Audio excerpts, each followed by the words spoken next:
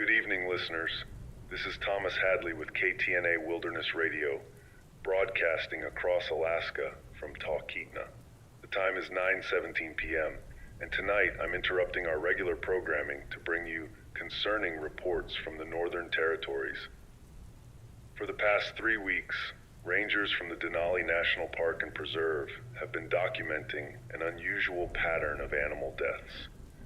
Initially dismissed as isolated incidents, the frequency and peculiar nature of these casualties have prompted an official investigation. What began as scattered reports of mutilated caribou has evolved into something far more troubling.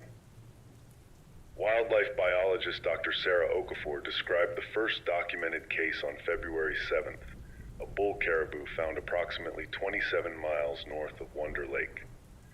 The animal's remains displayed what she called surgically precise wounds, unlike any predatory pattern known to the region. The caribou had been systematically exsanguinated, completely drained of blood, through a series of small puncture wounds arranged in perfectly symmetrical patterns across its thorax.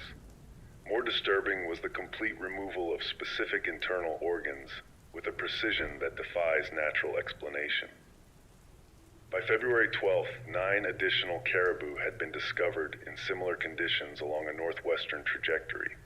Each carcass exhibited the same methodical extraction of organs and blood, but oddly, no signs of consumption.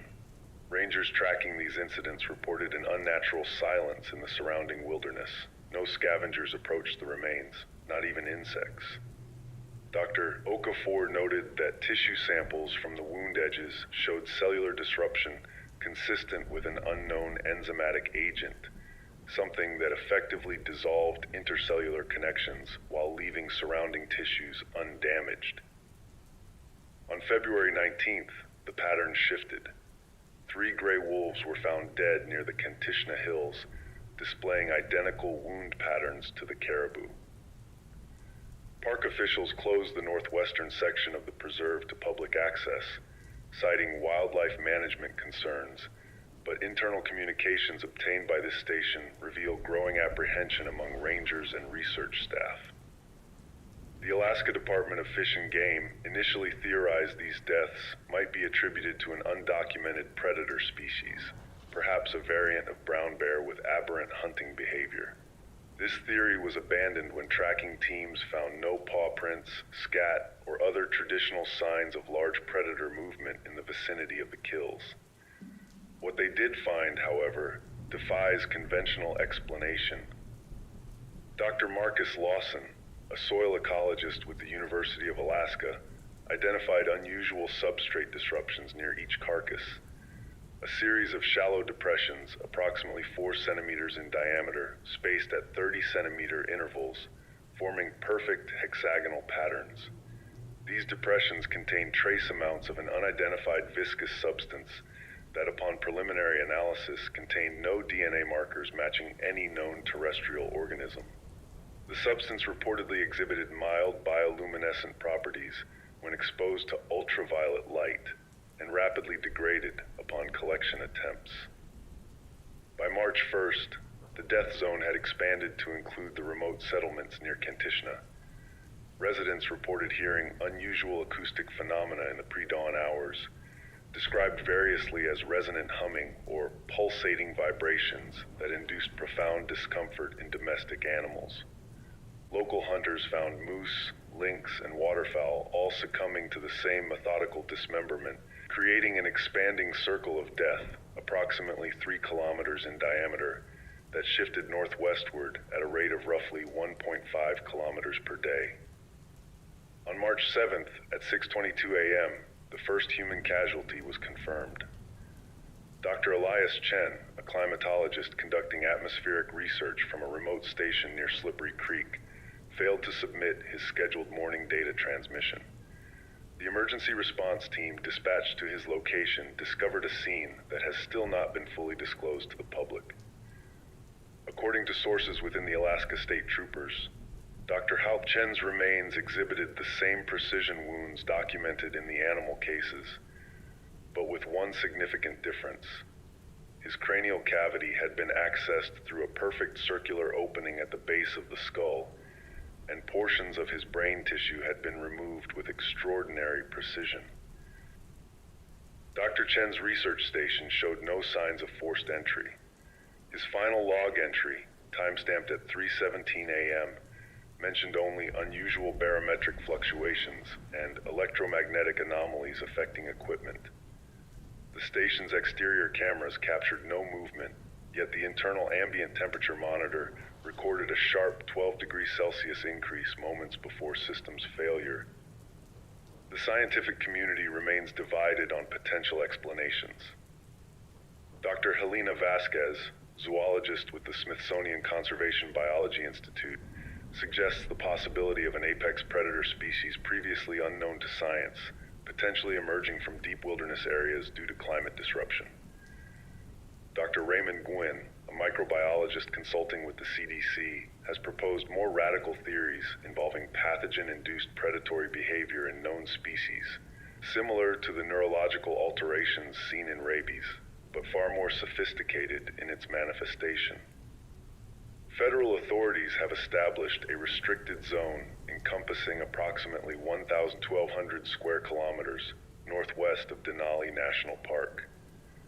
Residents of smaller settlements, including Lake Minchumina, Nikolai, and McGrath, have been advised to remain indoors after sunset and report any unusual wildlife observations or unexplained sounds.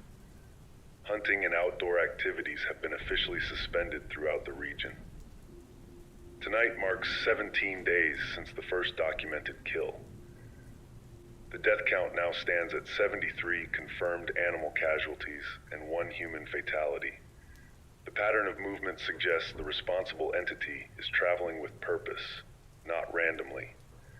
Mathematical models developed by researchers at the University of Alaska project its current trajectory will bring it to more populated areas within 7 to 10 days if its pace remains consistent.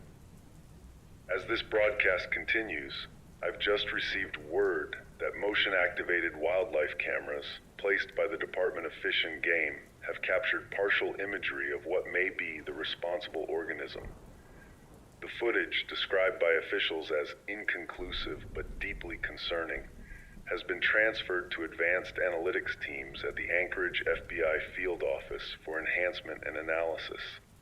Sources familiar with the footage describe glimpsing a form that moves in ways that defy conventional locomotion patterns and appears to possess structural features inconsistent with known evolutionary pathways. Local indigenous elders from Athabascan communities have been brought in to consult with authorities, as several have noted similarities between current events and obscure legends about hollow walkers. Entities described in ancient oral traditions as neither animal nor spirit, but echoes from the stars that hunger for the spark of life. While officials emphasize a scientific approach to the investigation, the involvement of traditional knowledge holders suggests all avenues of understanding are being explored. Military personnel from Joint Base Elmendorf-Richardson have been observed moving specialized equipment into the region, including what appear to be advanced sensor arrays and containment units. The Department of Defense has issued only a brief statement acknowledging support operations for domestic emergency response, but declined further comment. For now, the death toll continues to rise, the pattern of kills becoming more frequent as whatever is responsible approaches more densely populated areas. The silence from official channels grows more conspicuous with each passing day. This station will continue broadcasting updates as information becomes available. If you or someone you know resides in the potentially affected areas, please heed all official warnings. Secure all points of entry to your residence. Report any unusual sounds, particularly low-frequency vibrations or rhythmic humming. Do not investigate unusual occurrences outdoors, especially between dusk and dawn. Keep all pets and livestock in secured enclosures. This is Thomas Hadley with KTNA Wilderness Radio. Stay vigilant, stay informed, and stay safe as we continue to track this developing situation. I'll be remaining on air throughout the night, bringing you hourly updates as this unprecedented threat continues its inexorable advance towards civilization.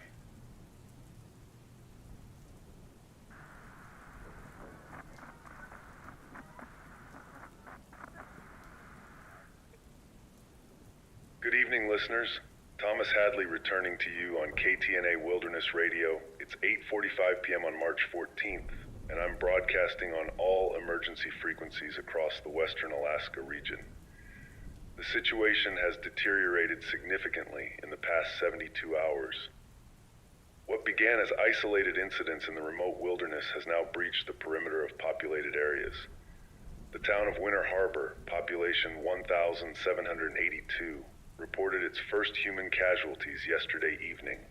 3 residents, Martin Kowalski, age 62, Denise Ramirez, age 37, and Wei Chen, age 44, were found in conditions matching the previous fatalities. All 3 victims were discovered within a half-mile radius of each other on the northeastern edge of town, each displaying the now characteristic precision wounds. The Winter Harbor Police Department has implemented a mandatory curfew from 6 p.m. to 8 a.m. National Guard units arrived this morning to establish checkpoints and reinforce local law enforcement. Evacuation procedures have begun for non-essential personnel, but highway access has been complicated by severe weather conditions. Winter Harbor now sits at the epicenter of what authorities are officially designating as a biohazard containment zone. What distinguishes these latest incidents is the existence of surveillance footage. A security camera outside the Winter Harbor Community Credit Union captured what officials are calling the first confirmable visual evidence of the organism responsible. The footage, which has been heavily restricted by federal authorities, was briefly accessible through the Winter Harbor Emergency Management Portal before being removed. Those who viewed the 42-second clip described seeing something that fundamentally challenges our understanding of terrestrial biology. Dr. Eleanor Patel, a xenobiologist consulting with the containment team, provided a circumspect description during this morning's official briefing. The entity appears to measure approximately 2.3 meters in its primary dimension, though its morphology seems capable of significant plasticity. Unlike any known predator, it has no recognizable head, limbs, or conventional locomotion structures. Instead, Dr. Patel described what appears to be a semi-transparent exoskeleton composed of overlapping hexagonal plates that seem to phase between solid and liquid states. The most disturbing aspect, according to eyewitness accounts, is its method of movement, a flowing, undulating motion that allows it to conform to environmental features while maintaining internal cohesion. The organism appears to possess multiple sensory nodes distributed across its surface, which emit faint bioluminescence in patterns that shift continuously. These nodes seem to serve as both sensory apparatus and possibly as mechanisms for communication or environmental manipulation. What we know with scientific certainty is this: conventional weapons have proven ineffective. Local hunter Raymond Ikusick encountered the organism while checking his trap lines yesterday. His high-powered rifle, loaded with specialized ammunition, produced no visible effect. The organism reportedly absorbed the impact without displaying any defensive reaction, continuing its methodical approach until Ikusick retreated to his vehicle. His description of the encounter included details about a palpable electromagnetic disturbance that caused his digital watch to malfunction and induced what he described as intense cognitive pressure, a sensation of disorientation and confusion that intensified with proximity. The scientific community has mobilized unprecedented resources to understand this threat. The Department of Defense has established a forward operating base at the decommissioned Weston Air Force Station, approximately 17 miles south of Winter Harbor. Satellite imagery shows the rapid deployment of sophisticated containment structures and research facilities within the secure perimeter. Power consumption at the site has increased by 780% in the past 48 hours, suggesting the implementation of advanced technologies far beyond standard military protocols. Dr. Eliza Kamara, director of the newly formed Biological Anomaly Research Division, released a preliminary statement at 3:15 p.m. today, confirming several key findings. The organism appears to be carbon-based, though its cellular structure bears little resemblance to Earth's evolutionary pathways. Initial spectroscopic analysis of residual material indicates the presence of complex molecules including silicon-carbon polymers and metallic compounds in arrangements that suggest artificial design rather than natural evolution. Most significantly, the organism's tissues contain isotopic ratios of certain elements that do not match Earth's natural abundance patterns. The implications are as profound as they are disturbing. We are operating under the provisional hypothesis that this entity is not of terrestrial origin, Dr. Kamara stated. Its biochemistry, structural organization, and behavioral patterns exist outside our evolutionary framework. The origin theory gaining most traction among the scientific advisors involves the Leonid meteor event of October last year. Astronomers tracked an unusually dense meteor cluster that passed through Earth's atmosphere, with multiple impact events recorded across the northern Pacific and Alaska. Most fragments were presumed to have landed in remote areas or ocean waters. Richard Okamoto of the Anchorage Astrophysical Observatory has identified a potential correlation between the calculated impact zone of a particularly massive fragment and the approximate location where the first anomalous deaths were recorded. We may be dealing with an organism that survived interplanetary transit in a dormant or protected state, Dr. Okamoto theorized. The meteor fragment could have served as both transport and protective shell during atmospheric entry.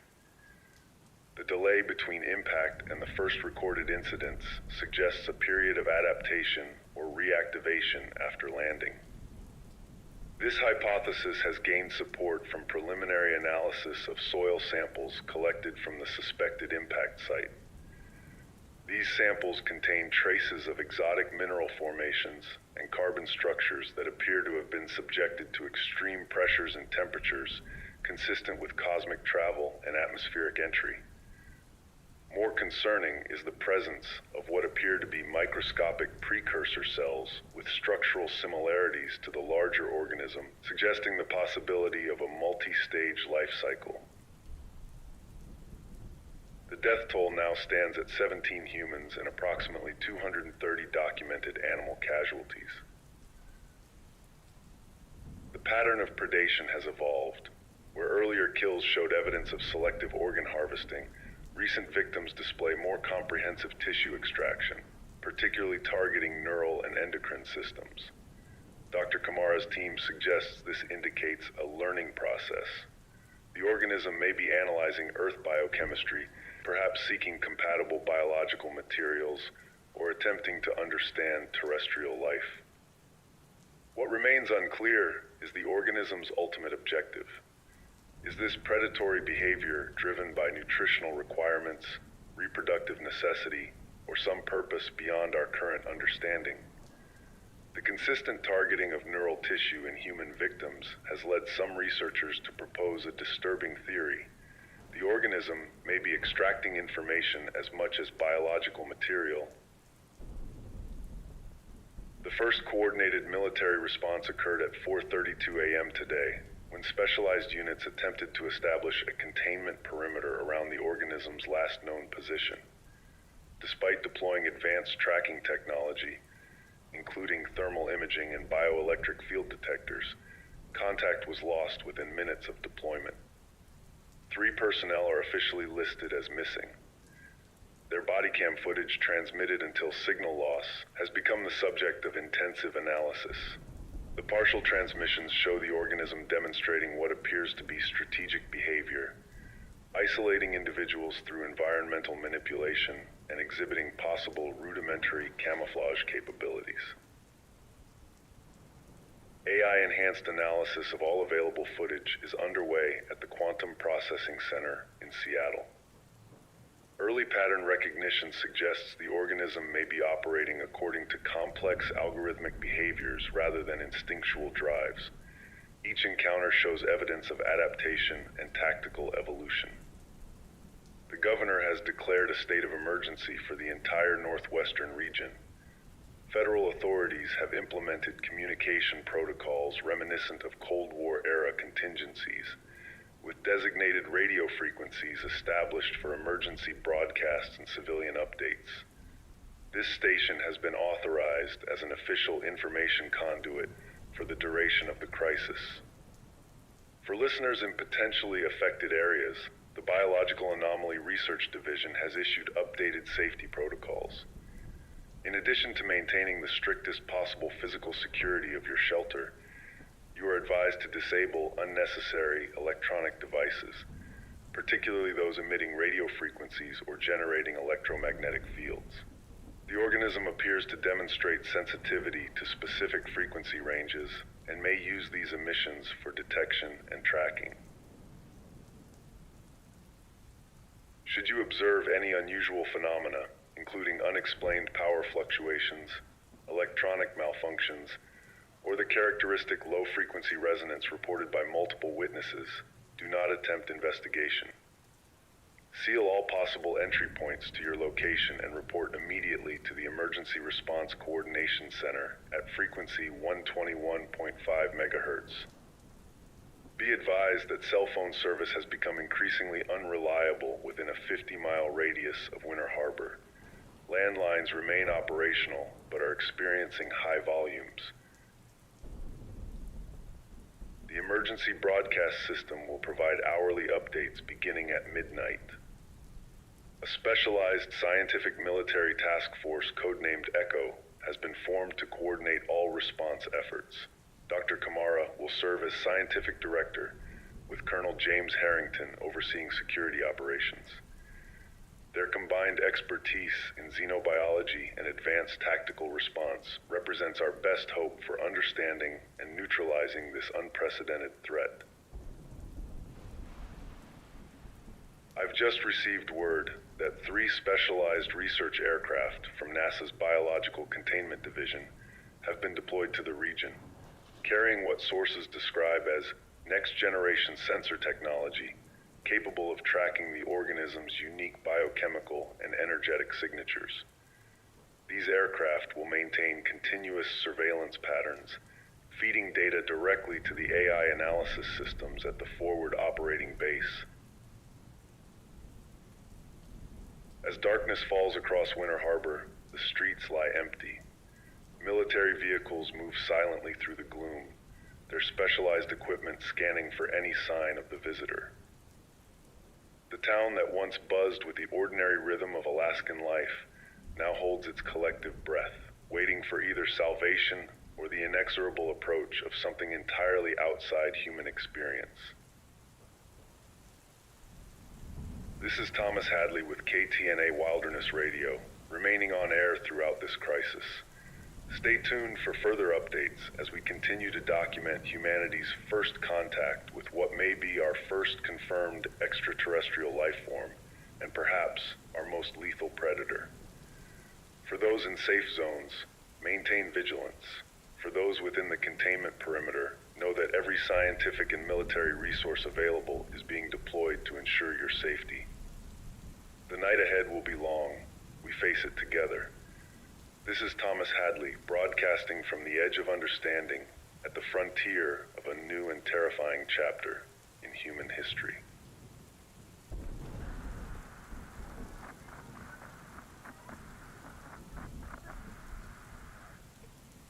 Good evening, listeners. Thomas Hadley returning to KTNA Wilderness Radio at 9 p.m. on March 18th. We're broadcasting from our temporary facility at the Westridge Military Compound after evacuating our main station 3 days ago. The situation continues to evolve at an alarming pace, but tonight, for the first time, I can report significant progress in understanding what we face. The ECHO Task Force has achieved critical breakthroughs in analyzing the organism now officially designated XB1, though many personnel have taken to calling it the Echo after the task force name. 18 specialized research teams have been working around the clock, applying cutting-edge technology and methodology to unravel this biological enigma. Dr. Eleanor Patel's xenobiology unit has completed the first comprehensive analysis of tissue samples recovered from contact sites. The results challenge our most fundamental understanding of life itself. The organism's cellular structure bears superficial resemblance to terrestrial life, utilizing carbon-based chemistry and requiring energy exchange, but the similarities end there. Its cells contain no nuclei or DNA as we understand it. Instead, information appears to be stored in three-dimensional crystalline structures composed of complex silicon-carbon polymers that function as both data storage and processing systems. What we're seeing is essentially a biological quantum computer, Dr. Patel explained during this morning's scientific briefing. Each cell appears capable of autonomous function while simultaneously participating in a distributed network. There is no central brain or control system. The entire organism functions as a unified processing entity. Perhaps most remarkable is the creature's method of energy acquisition. It doesn't consume biomass in the conventional sense. The precision extraction of organs and neural tissue from victims serves a different purpose altogether. According to Dr. Ryan Kimura, head of the Quantum Biology Division, the Echo appears to be harvesting specific biochemical compounds that serve as catalysts for its own metabolic processes. Human neural tissue, particularly the structures associated with the brain's limbic system, contains unique neurochemical configurations that the organism seems to require for what Dr. Kimura tentatively describes as environmental adaptation processing. It's not feeding in the way terrestrial predators do, Dr. Kimura clarified. It's analyzing and incorporating. Each extraction appears to enhance its understanding of Earth biology and advance its capacity to interact with our biosphere. The breakthrough that has potentially saved countless lives came from the application of advanced artificial intelligence systems. The Pentagon's quantum neural network, codenamed Argus, has been processing all available data on the Echo's movements, behaviors, and biological characteristics. After 76 hours of continuous computation, Argus identified patterns previously invisible to human analysts. The Echo's movements follow complex mathematical progressions that correlate with electromagnetic field fluctuations, geological formations, and even astronomical positions. Most significantly, Argus determined that the organism isn't random in its targeting, it's methodical. Each killing ground forms part of a massive hexagonal pattern across the landscape, mirroring the creature's own cellular structure. This discovery has allowed predictive mapping of its future movements with 89% accuracy, enabling preemptive evacuation of communities in its projected path. The origin theory has now been confirmed through isotopic analysis of the organism's tissues.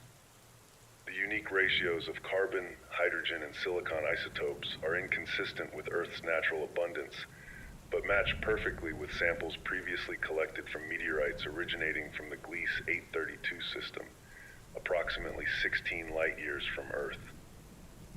How the organism traversed this vast distance remains a subject of intense speculation.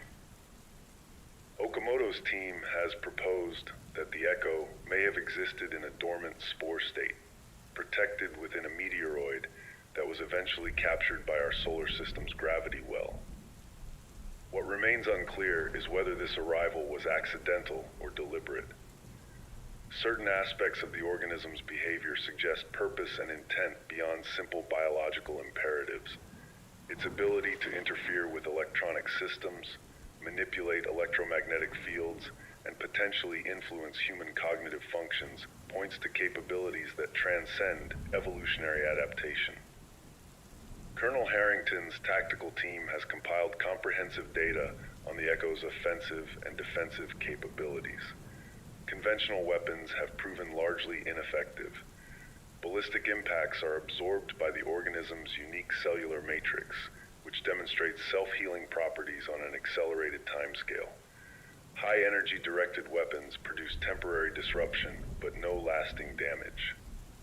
The creature appears to possess a form of distributed consciousness that allows it to sacrifice portions of its mass without compromising overall function. However, a potential vulnerability has emerged. The Echo exhibits strong aversion to certain frequency ranges in the extreme ultraviolet spectrum. Laboratory tests on harvested tissue samples show cellular destabilization when exposed to precisely calibrated UV radiation at 31.4 nanometers. This discovery has led to the rapid development of specialized tactical equipment for the newly formed Elite Response Unit, callsign Sunflare. Sunflare consists of 36 specialists drawn from various military special operations groups, each equipped with next-generation combat systems designed specifically to confront the Echo. Their exoskeletons incorporate multiple UV emitter arrays, electromagnetic field generators, and advanced sensory augmentation systems. 3 Sunflare teams have been deployed to strategic positions surrounding Winter Harbor, prepared to intercept the organism when it next emerges. Public safety protocols have been substantially refined based on new understanding of the Echo's sensory capabilities. The organism appears to detect potential targets through a combination of bioelectric field sensitivity, chemical gradient analysis, and what researchers are tentatively calling neural pattern recognition, the ability to detect and interpret the electromagnetic activity of functioning brains. This explains its preferential targeting of humans over other mammals, and its apparent ability to locate victims through solid barriers. For civilians remaining within the expanded containment zone, the following updated protocols have been issued. Shelter within structures containing high concentrations of silicate materials.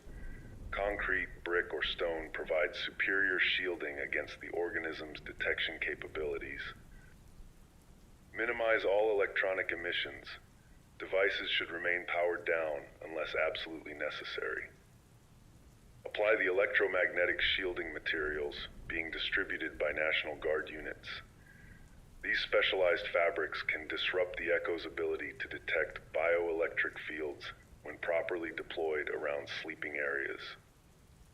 Maintain regular dosing with the prophylactic compound MX37, now available at all emergency centers.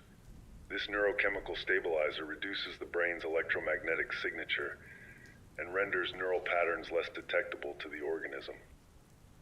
Groups are strongly advised over isolation. The Echo appears to preferentially target solitary individuals, possibly due to the clarity of singular neural patterns versus the complexity of multiple overlapping signatures. These measures are not guaranteed protection, but statistically improve survival probability by approximately 72% based on current models. The death toll currently stands at 42 confirmed human casualties, with 17 additional individuals missing and presumed dead.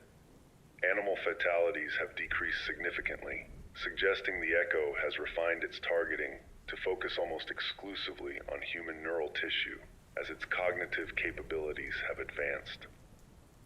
The Echo Task Force has established a forward operating base at the Palmer Research Station, converting the atmospheric monitoring facility into a combined scientific and military command center. Advanced sensor arrays have been deployed in concentric rings around Winter Harbor, providing real-time tracking data that has already prevented multiple potential encounters. The military perimeter has been fortified with specialized barrier systems designed to disrupt the Echo's movement patterns and channel it toward predetermined interception zones. Dr. Kamara's research team has made a disturbing discovery regarding the Echo's potential reproductive cycle. Analysis of residual materials collected from kill sites indicates the presence of microscopic structures that bear striking resemblance to the crystalline information storage systems in the main organism, but in what appears to be an undeveloped state. This suggests the echo may be preparing to reproduce, possibly utilizing harvested biological materials as part of this process. We may be facing the possibility of exponential threat increase if the organism successfully completes whatever reproductive process it's attempting, Dr. Kamara stated. The mathematical models suggest that even a single successful reproduction event could result in multiple secondary organisms, each potentially capable of the same adaptive learning and predatory behavior. This revelation has dramatically accelerated the timetable for confrontation. Sunflare teams have been authorized to engage the echo at the earliest opportunity rather than waiting for ideal tactical conditions. The consensus among the command structure is that neutralization of the primary organism must take priority over continued research and observation. I've just received word that the specialized satellite network, deployed by NASA 4 days ago, has detected what appears to be the echo's thermal and electromagnetic signature moving northwest from its last known position. It appears to be heading toward the abandoned mining community of Coalfield, possibly attracted by the residual electromagnetic emissions from the derelict industrial equipment. Sunflare Alpha Team is en route to establish an interception position, utilizing the town's grid layout to create a tactical advantage. For the first time since this crisis began, there is cautious optimism among the scientific and military leadership. The organism, while still profoundly dangerous, is no longer entirely unknown. Its patterns have been mapped, its vulnerabilities identified, and a coherent strategy for containment and neutralization now exists. Tonight may mark a turning point in this unprecedented encounter. The combined intellect of humanity's scientific community, the processing power of our most advanced artificial intelligence systems, and the tactical expertise of our military forces have unified in response to this existential threat. We stand on the precipice of either a historic victory or an unimaginable escalation. This is Thomas Hadley with KTNA Wilderness Radio, continuing to broadcast throughout this crisis. I will remain on air to provide real-time updates on the Sunflare operation as information becomes available. For those within the containment zone, maintain strict adherence to safety protocols. For those outside, know that every possible resource is being deployed to ensure this threat remains contained. Humanity has faced extinction-level threats throughout our existence, from ice ages to pandemics, from asteroid impacts to our own nuclear arsenals. Each time we have prevailed through adaptation, cooperation, and indomitable will. Tonight we face perhaps our most alien challenge yet, but we face it with the full measure of human ingenuity and determination. Stay tuned for emergency broadcasts throughout the night. This is Thomas Hadley, your voice in the darkness, with you until dawn.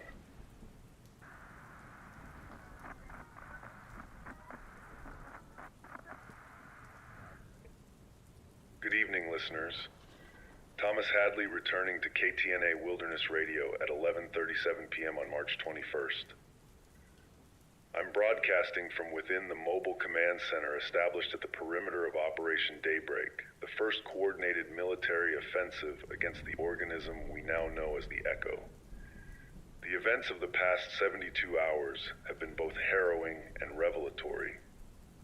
The Sunflare Alpha Team engagement at Coalfield 3 nights ago yielded crucial tactical data, though at devastating cost. Of the 12 specialists deployed, only 7 returned. Their helmet cameras and biometric monitors provided unprecedented close-range observation of the Echo in action. Colonel Harrington has authorized me to share certain details with the public in the interest of maintaining transparency during this crisis. The confrontation began at 02117 hours when Sunflare operators established a containment perimeter around the abandoned ore processing facility where the Echo had taken temporary residence. Specialized sensors detected intense electromagnetic anomalies concentrated in the facility's central chamber, the former flotation tank area where massive metal vats once separated minerals from crushed rock. Upon breaching the facility, the team encountered an environment significantly altered from its original state. The interior temperature had risen to 108 degrees Fahrenheit, despite the sub-freezing external conditions. Surfaces throughout the structure were covered with a translucent film that subsequent analysis identified as a silicon-carbon polymer matrix. Essentially, the Echo had begun transforming the environment to better suit its physiological requirements. Most disturbing was the discovery in the central chamber. The Echo had arranged the remains of its recent victims, 3 wildlife researchers who had gone missing 2 days earlier, in a precise geometric configuration. Their neural tissues had been extracted and suspended within a complex 3-dimensional lattice composed of the same crystalline structures found in the Echo's cellular matrix. Dr. Kamara's team believes this represents a form of information processing. The Echo was essentially using the harvested neural tissues as biological computing nodes, possibly to accelerate its adaptation to Earth's biosphere. When confronted with the Sunflare team's UV emission arrays, the Echo demonstrated previously unobserved defensive capabilities. It rapidly altered its structural cohesion, fragmenting into multiple semi-autonomous components that coordinated their movements with disturbing precision. This distributed mode allowed it to simultaneously engage multiple operators while preserving its core mass. The specialized weapons proved effective at disrupting the Echo's cellular integrity, but only at extremely close range. The confrontation became a desperate close-quarters battle, with operators forced to maintain critical proximity to their target while it demonstrated remarkable tactical adaptability. The engagement ended when the Echo unexpectedly withdrew, abandoning approximately 17% of its biomass in the process. This sacrificed material rapidly degraded once separated from the main organism, but not before research teams were able to collect samples that have provided our most detailed understanding yet of the Echo's internal biology. What we now know with certainty is that the Echo is not merely a predator, it's an explorer. Dr. Patel's analysis of the crystalline information structures harvested from the abandoned biomass reveals patterns consistent with deliberate data collection and cataloging. The Echo is systematically analyzing Earth's biosphere, with particular focus on neurological systems of increasing complexity. It appears to be building a comprehensive understanding of terrestrial life, potentially as precursor to some larger objective. This revelation prompted the formation of Operation Daybreak, a multi-phase strategic initiative to locate, contain, and neutralize the Echo before it can complete whatever process it has initiated. Phase 1 commenced 36 hours ago with the deployment of a sensor network unprecedented in its sophistication and coverage. Over 2,000 specialized detection units have been positioned across the expanded containment zone, creating a surveillance grid capable of tracking the Echo's unique electromagnetic and thermal signatures in real time. These efforts bore fruit late yesterday afternoon, when persistent anomalies were detected in an abandoned mining complex approximately 22 miles northwest of the coalfield engagement site.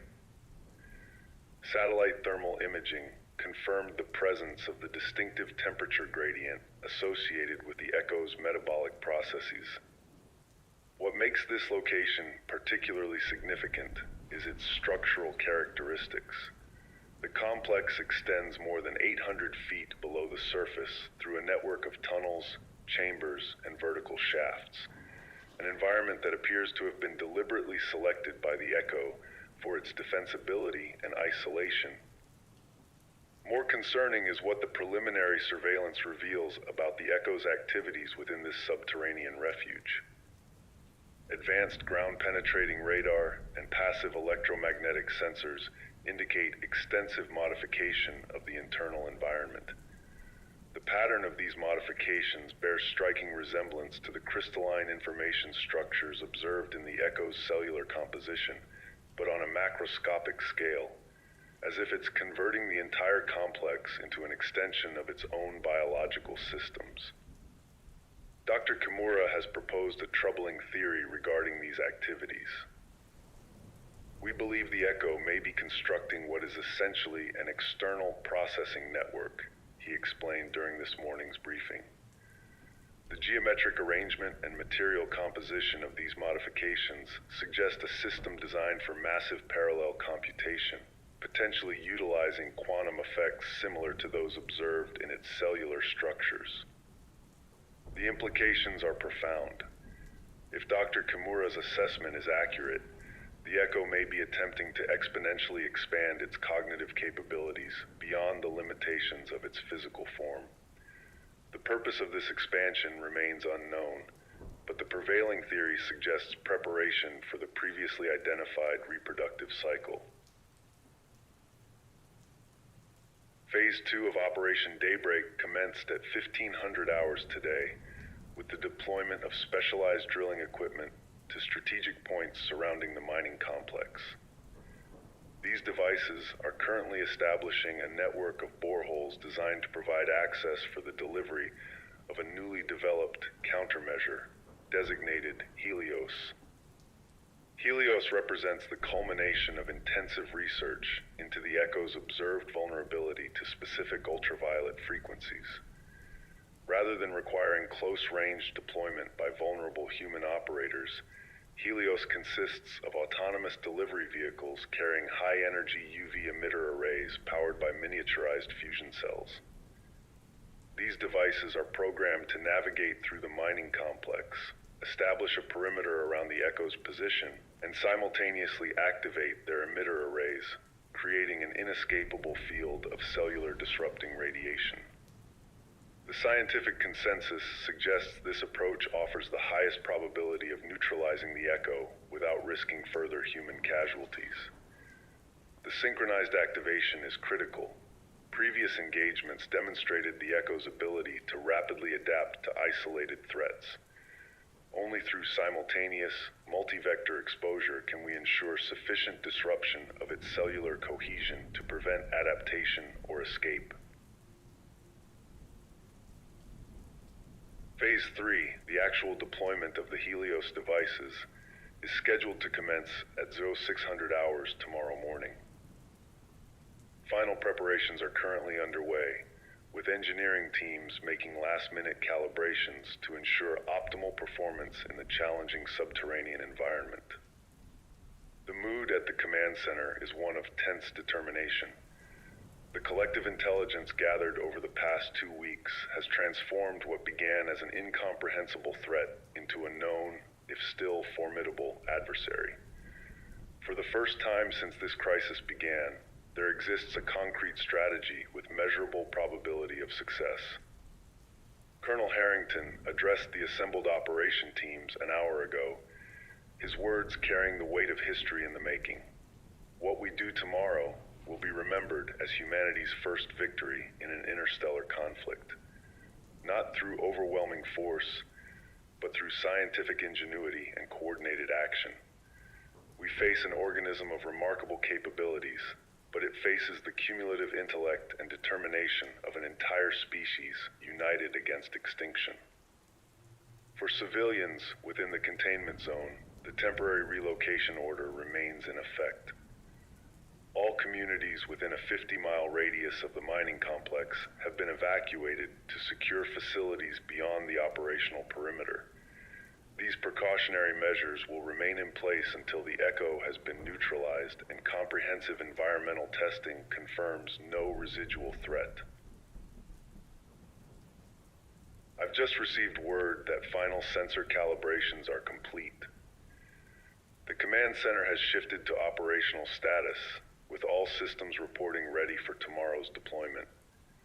The Sunflare teams have taken up defensive positions around the perimeter, prepared to intercept if the Echo attempts to flee the complex before the Helios devices can be deployed. Recent thermal imaging from orbital platforms shows increased activity within the complex. The Echo appears to be accelerating whatever process it has initiated, perhaps sensing the impending threat. This development has prompted serious discussion about advancing the timetable for Phase 3, though concerns about proper preparation and equipment calibration remain. Wait, I'm receiving an urgent update. Sensors are detecting a significant electromagnetic surge from the mining complex. The signature is orders of magnitude beyond anything previously recorded from the Echo. Dr. Kamara is reporting, "This is extraordinary. The surge pattern matches what theoretical models predicted for the final stage of the reproductive process." Colonel Harrington has just issued the order to initiate Phase 3 immediately. The Helios deployment teams are mobilizing now, abandoning the planned methodical approach in favor of immediate intervention. The situation has shifted from strategic operation to emergency response. I'm now being instructed to inform all listeners within signal range that emergency protocols have been elevated to critical status alpha. Military aircraft will be conducting supersonic operations throughout the region. Residents who may have remained in evacuation zones despite orders are advised to seek underground shelter immediately and prepare for potential seismic activity resulting from tactical operations. This is Thomas Hadley with KTNA Wilderness Radio, continuing to broadcast from the Operation Daybreak Command Center. I will remain on air throughout this development, providing updates as they become available. For now, the hunting phase has abruptly transitioned to what military strategists call decisive engagement, the culmination of planning and preparation confronting the unpredictability of an intelligent adversary. The next few hours will determine whether humanity's first documented encounter with an extraterrestrial organism ends in triumph or tragedy. All we can do now is wait, hope, and bear witness to this pivotal moment in our species' history. Stay tuned for emergency broadcasts as events unfold. This is Thomas Hadley, your voice in the darkness, with you until the dawn.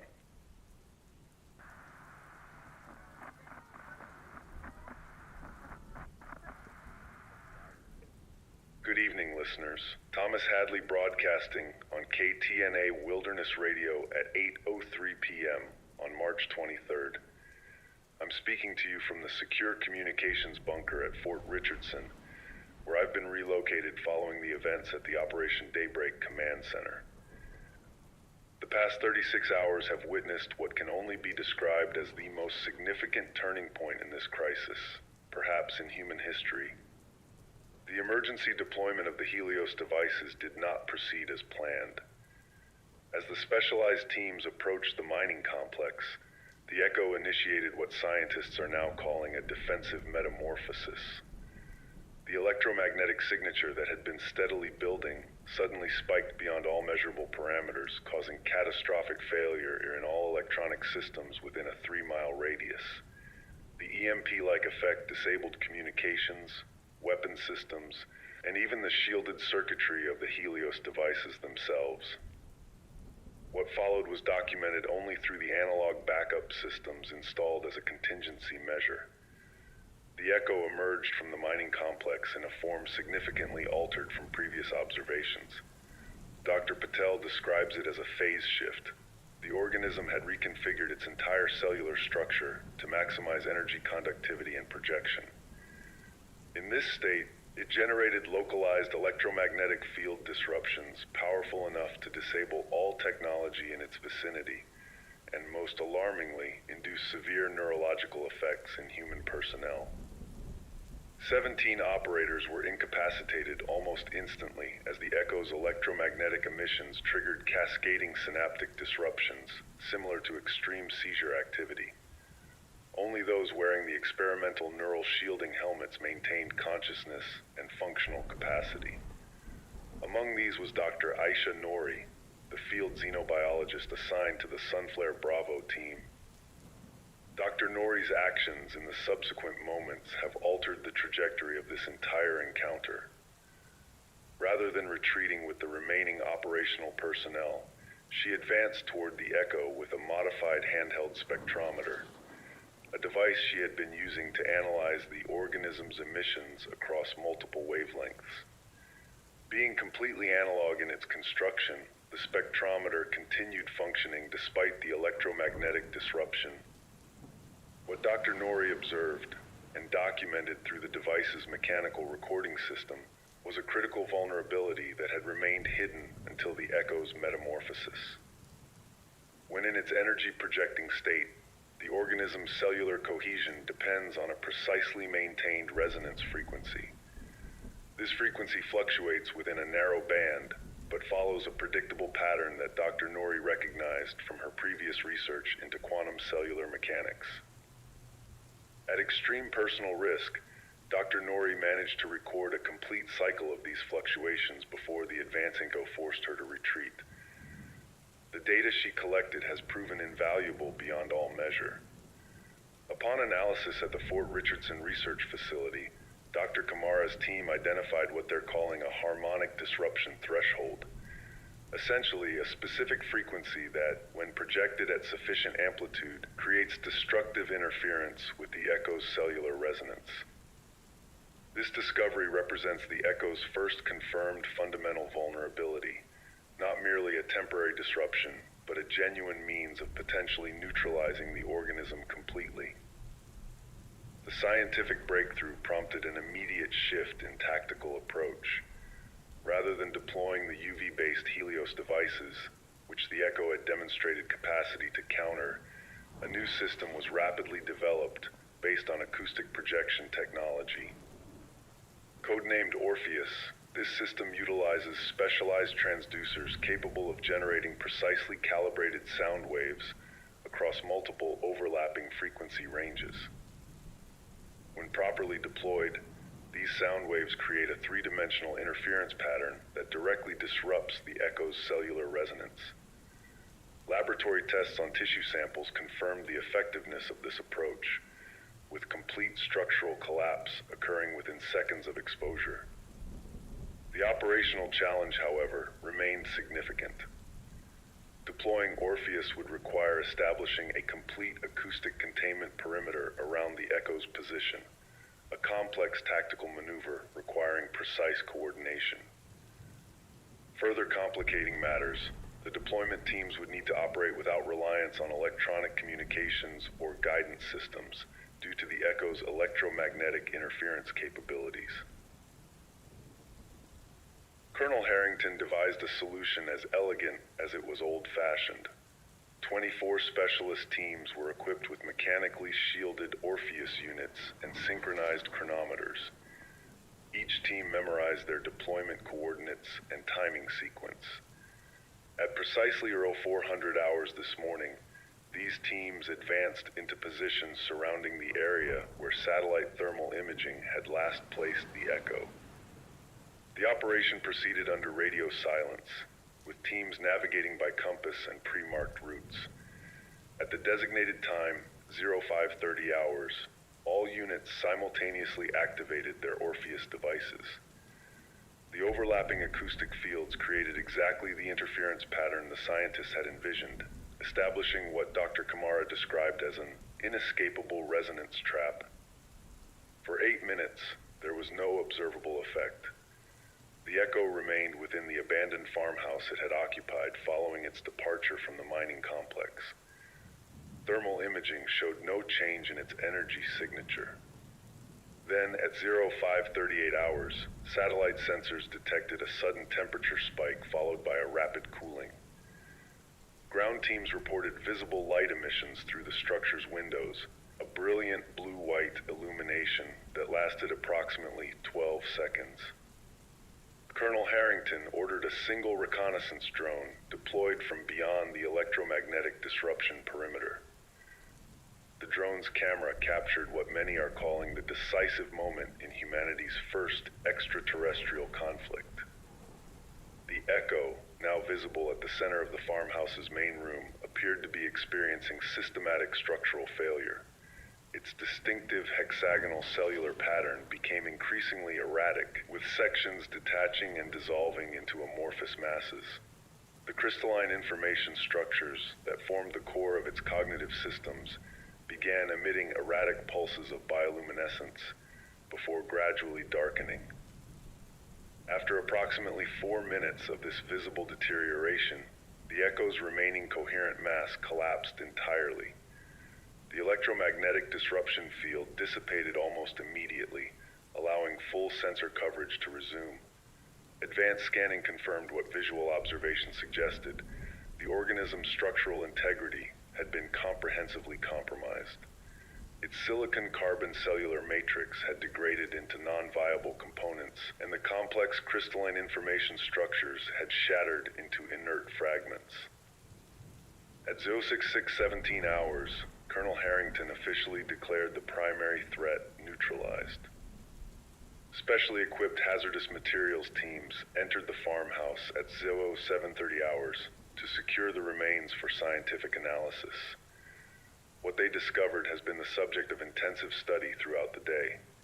The echo's biomass had not simply died, it had undergone a fundamental transformation at the molecular level.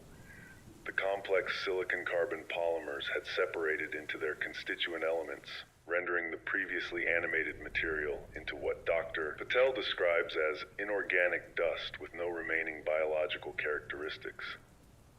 The scientific community remains divided on whether this constitutes the complete destruction of the organism or merely the dissolution of its physical form. Dr. Kimura has raised the possibility that the echo, being fundamentally an information processing entity, may have transferred its essential patterns elsewhere before its physical dissolution. This theory is being taken seriously enough that comprehensive electromagnetic and quantum field scanning of the entire containment zone continues as a precautionary measure. What is certain is that the immediate threat has been neutralized. For the first time in nearly 3 weeks, no new casualties have been reported. The distinctive thermal and electromagnetic signatures associated with the echo have not been detected anywhere within the expanded surveillance perimeter. The preliminary assessment from the Joint Scientific Military Command is one of cautious victory. Dr. Norrie, whose insights proved decisive, spoke briefly at the afternoon press conference. What we witnessed wasn't just the neutralization of a threat, she stated. It was proof that even when confronted with biology and technology entirely outside our evolutionary context, human ingenuity and scientific methodology remain our most powerful adaptive advantages. The recovery and analysis operation is proceeding with meticulous care. Multiple independent teams are examining different aspects of the echo's remains, building a comprehensive understanding of its structure and capabilities. Preliminary findings confirm many of the earlier hypotheses regarding its extraterrestrial origin and quantum biological nature, while raising new questions about its purpose and potential connections to its place of origin. Of particular interest are the remnants of the crystalline information structures. Though no longer functional, these structures contain geometric patterns that Dr. Kamara's team believes may represent a form of encoded data. Specialized quantum computers have been deployed to attempt decryption and analysis of these patterns, potentially offering insights into the echo's origins, objectives, and whether it was acting autonomously or as part of a larger system. For residents of the affected region, a phased return to evacuated areas will begin tomorrow morning, starting with communities at the outer perimeter of the containment zone. Comprehensive environmental testing is being conducted to ensure no residual biological or electromagnetic anomalies remain. Military and scientific personnel will maintain a significant presence throughout the region for at least the next month as monitoring continues. The economic impact of this crisis is still being calculated, but preliminary estimates suggest recovery costs exceeding $2.3 billion. Federal emergency funds have been allocated to support rebuilding efforts and compensate affected communities. A specialized health monitoring program has been established for anyone who came within the echo's active radius, with particular focus on potential neurological effects from exposure to its electromagnetic emissions. The psychological impact may prove more difficult to quantify.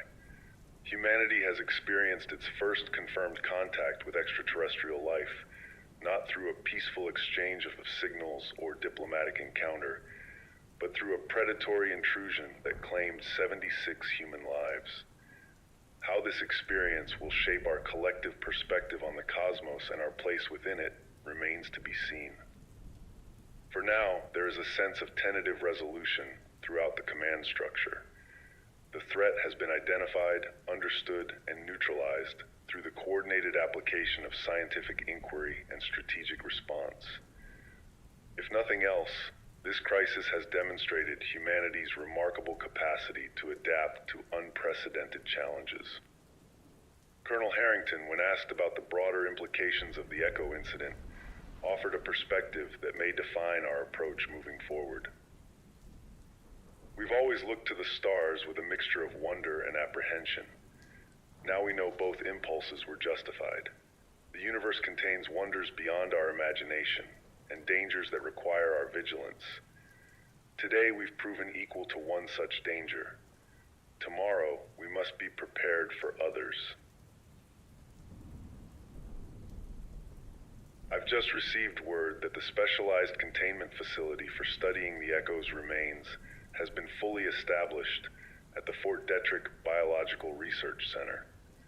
Samples are being transported under the highest security protocols with multiple redundant containment systems to prevent any possibility of reactivation or contamination. The scientific teams remain particularly interested in the mining complex where the Echo established its temporary base. Ground-penetrating radar reveals extensive modifications to the internal structure, configurations that appear to serve no obvious functional purpose, but display the same hexagonal geometric patterns observed in the Echo's cellular structure. These modifications persist despite the Echo's destruction, suggesting they were physical alterations rather than active biological extensions. Dr. Patel has proposed an expedition into the complex to document these modifications and collect samples for analysis. Colonel Harrington has authorized this expedition with appropriate security measures scheduled to commence tomorrow at 900 hours. I have been granted permission to accompany the research team and will provide detailed reporting on their findings. For now, as night falls across Alaska, there is a palpable sense of relief tinged with lingering apprehension. The immediate danger has passed, but fundamental questions remain unanswered. Was this a singular event or the harbinger of something larger? Was the Echo a deliberate infiltrator or merely an opportunistic organism exploiting an accidental pathway to Earth? And perhaps most crucially, are there others? Stay tuned for further developments. This is Thomas Hadley, your voice through the darkness, with you as we step into an uncertain but hopeful dawn.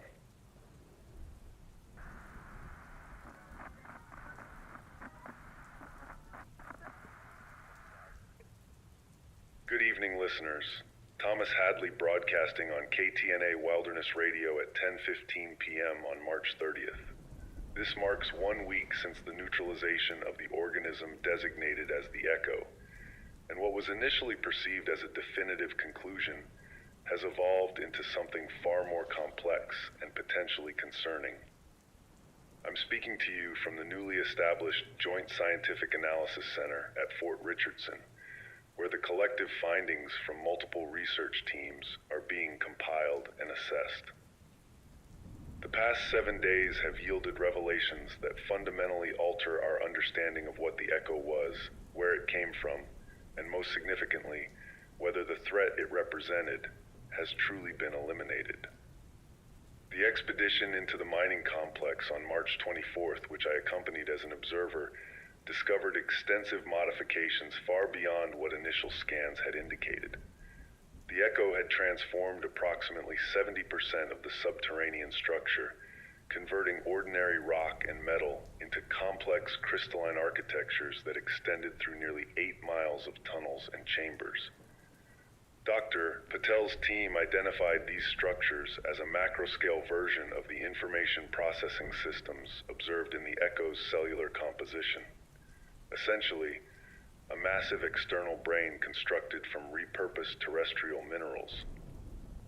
Most significant was the central chamber, where the Echo had created what can only be described as a transmission array.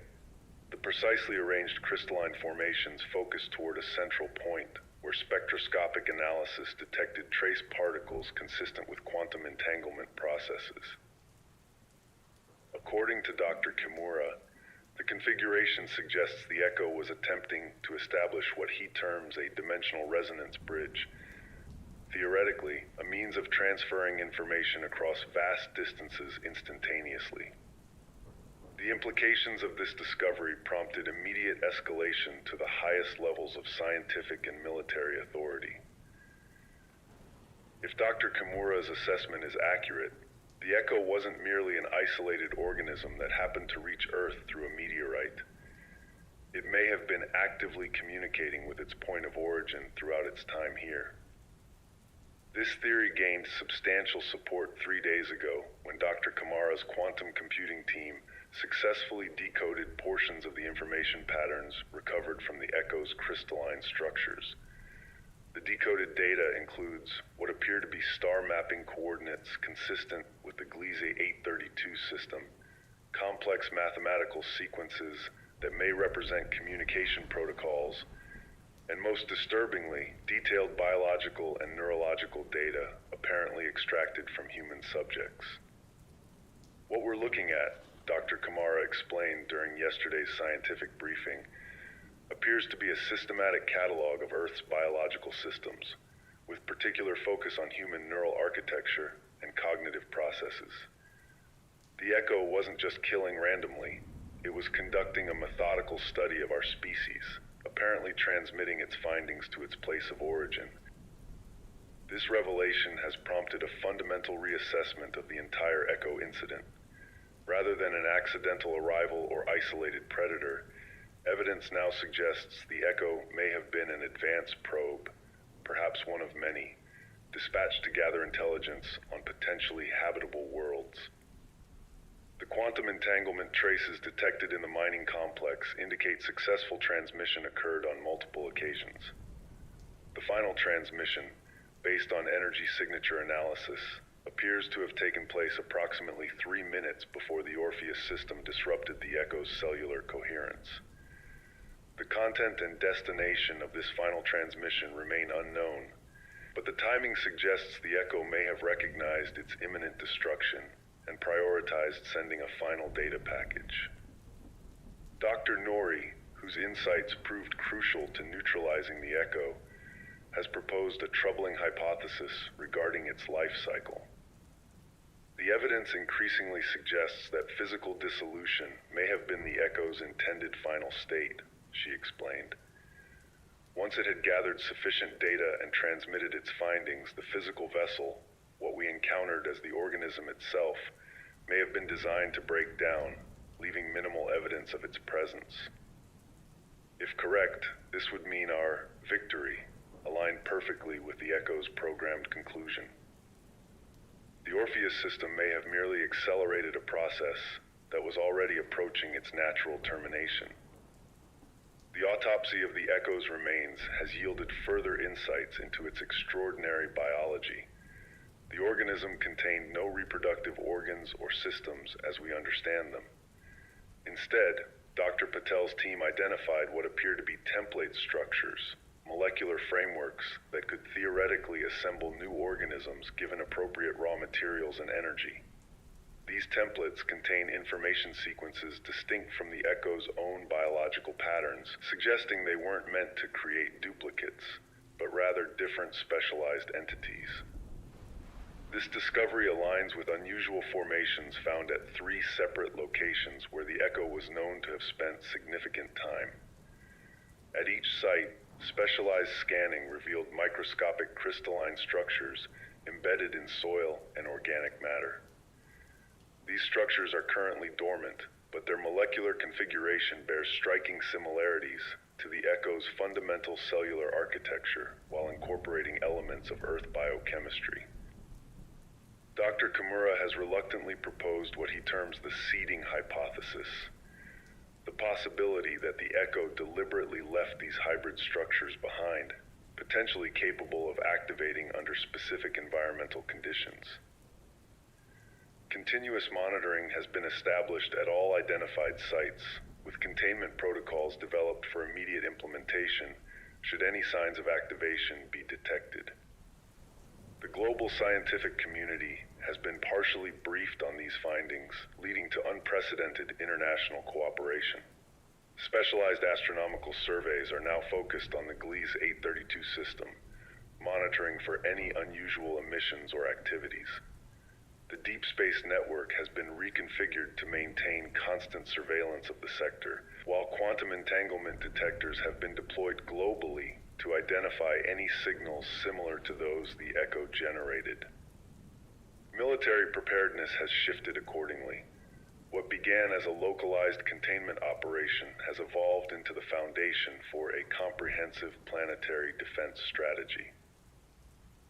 Colonel Harrington, recently promoted to Brigadier General and appointed as commander of the newly formed Extraterrestrial Threat Assessment and Response Division, addressed key personnel yesterday regarding this strategic pivot. What we experienced may have been merely first contact with an advanced scouting element, General Harrington stated. We must proceed under the assumption that the intelligence behind the Echo now possesses detailed information about our biology, our technology, and our response capabilities. Our window for preparation may be limited, and we must use it wisely. The Orpheus technology has been refined and expanded, with deployment systems now being manufactured for installation at strategic locations worldwide. The acoustic disruption frequency appears effective against all samples of Echo biomaterial, regardless of their stage of development or adaptation. This provides a foundation for defensive measures should similar organisms appear in the future. Perhaps most significant is the acceleration of the International Sentinel program, a network of advanced detection systems specifically calibrated to identify the unique signatures associated with the Echo and potentially similar entities. The first Sentinel arrays were activated yesterday at locations across North America, with global coverage expected within 18 months. For the general public, life has begun returning to normal across most of the affected region. The containment zone has been reduced to 3 specific locations where Echo activity was most concentrated, with specialized research facilities established for ongoing monitoring and analysis. Comprehensive health screening continues for anyone potentially exposed to the Echo's electromagnetic emissions, though thus far no long-term effects have been identified beyond those directly injured during encounters. The official explanation provided to the public acknowledges the extraterrestrial origin of the organism, while emphasizing the effectiveness of the response and the current absence of any active threat. The full implications regarding potential future contact have been withheld pending development of appropriate public communication strategies. I've just received word of a significant development. The quantum computing array analyzing the Echo's crystalline information patterns has completed decryption of what appears to be a final data sequence, information that was in the process of being assembled when the Echo was neutralized. Dr. Kamara describes it as a response protocol, essentially instructions for some form of action following the completion of the Echo's information gathering mission. The content of this protocol remains classified at the highest level, but sources within the research team indicate it contains what might be interpreted as a timeline, mathematical sequences that, when correlated with astronomical cycles, suggest a specific future period of significance. Whether this represents a scheduled transmission, an activation trigger for the dormant structures, or something else entirely remains uncertain. What is clear is that the Echo incident cannot be regarded as conclusively resolved. The organism itself has been neutralized, but the purpose it served appears to be ongoing. We may have encountered merely one component of a much larger system, an advanced element of what might be a long-term process of assessment and potential interaction. The scientific community remains divided on whether the intelligence behind the echo should be regarded as inherently hostile. Dr. Patel has cautioned against anthropomorphizing its motives. The echo's predatory behavior may be better understood as clinical data collection rather than malevolence. Advanced intelligence might view our concept of individual life very differently than we do. What we perceived as killing might have been merely sampling from its perspective. Others, including Dr. Nori, advocate for a more cautious interpretation. Any intelligence that dispatches probes designed to harvest neural tissue from sentient beings without consent has demonstrated, at minimum, a profound disregard for our autonomy and existence. Whether we label that hostility or mere indifference, the practical implications for our security remain the same. For now, humanity exists in a state of heightened vigilance. The veil of cosmic solitude has been irrevocably torn away. We know with certainty that we are not alone in the universe, and that at least one other intelligence has taken specific interest in our world and our species. Whether that interest portends future contact, conflict, or something entirely outside our current understanding remains the defining question of this new era. Wait, I'm receiving an urgent update from the Sentinel Coordination Center. Approximately 4 minutes ago, automated systems detected a brief but distinctive quantum fluctuation pattern matching the echo's transmission signature. The source appears to be one of the dormant crystalline structures at the original meteorite impact site. The fluctuation lasted less than 2 seconds and has not recurred, but its pattern exactly matches the final transmission the echo sent before its neutralization.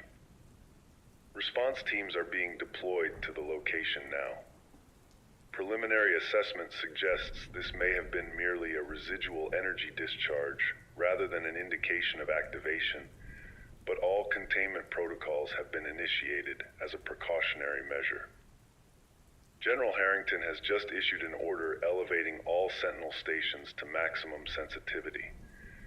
Global monitoring networks are conducting comprehensive scans for any similar signatures. For now, there is no evidence of immediate threat, but the incident serves as a stark reminder that our understanding of the echo and its capabilities remains incomplete.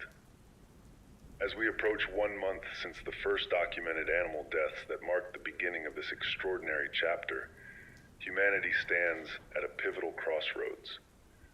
We have survived our first encounter with intelligence from beyond our world, albeit at significant cost.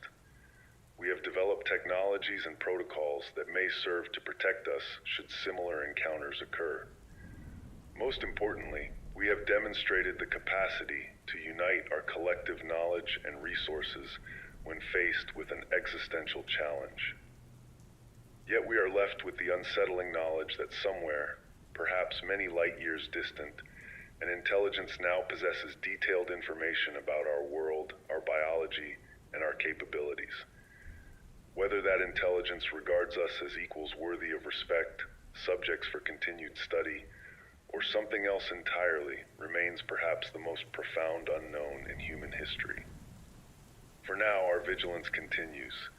The Sentinel arrays maintain their silent watch.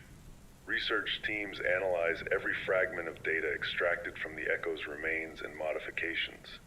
Military and scientific authorities develop contingency plans for scenarios once relegated to science fiction. And somewhere in the vast darkness between stars, signals containing the essence of humanity travel toward an unknown recipient. This is Thomas Hadley with KTNA Wilderness Radio, continuing to document this pivotal moment in human history. I will remain dedicated to reporting on developments as they emerge, serving as your connection to the unfolding reality of our new cosmic context. As we move forward into this uncertain future, one thing remains clear. The solitude we once took for granted has been forever dispelled. We are observed, we are known, and we must be prepared for whatever that knowledge brings.